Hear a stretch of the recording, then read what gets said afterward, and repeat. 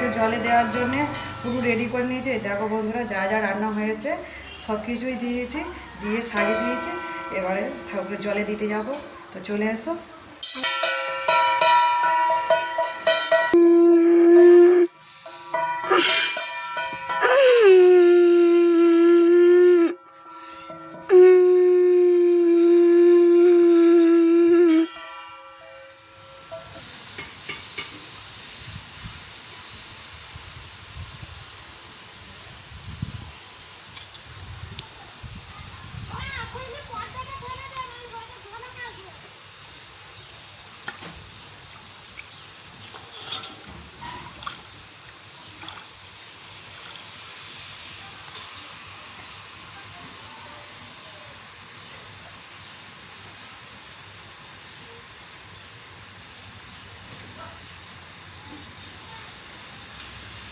চলে এসো।